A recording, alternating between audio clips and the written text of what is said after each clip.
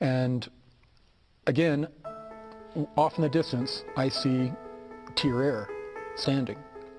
And as usual, I look up because I want to see whatever changes I can see in that cosmic scene that I've described, to where I can see the sun, the earth, sometimes the moon, depending on its position, and all of these blue spheres spread equidistantly out throughout our solar system.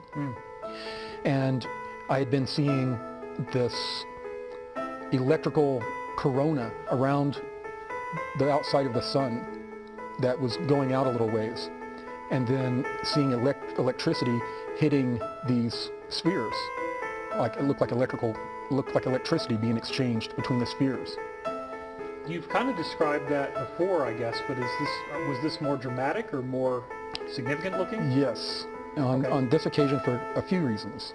When I looked up, the blue spheres, the ones closest to me that I could see the best, were even more translucent than last time, as if they're fading out of existence. And they had told you, right, that they were eventually going to fade out completely once we go through this. Exactly. Okay.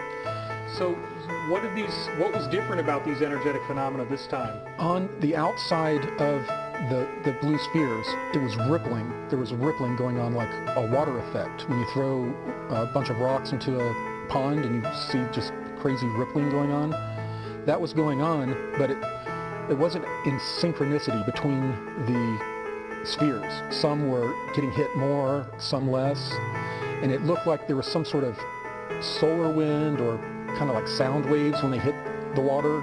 They were just pulsing, like something's hitting them. But this is after, as you said in previous updates, that the Draco mind control grid has already had to be turned up to maximum in order to try to keep our consciousness suppressed. Correct.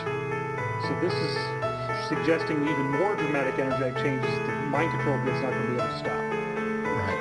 Yeah. Okay. These blue spheres, the way they're reacting now to this energy output, there's definitely an increase. And you never saw them burble like water before? I'd seen the ripples before, slight, but not this dramatic. Okay. Another thing that I noticed was there were large metallic spheres that were moving from the outer solar system slowly in. And metallic spheres? Large metallic spheres. Large as in how large? They were not next to something to where I could get a base of reference, but they looked huge, like maybe a third the size of the moon.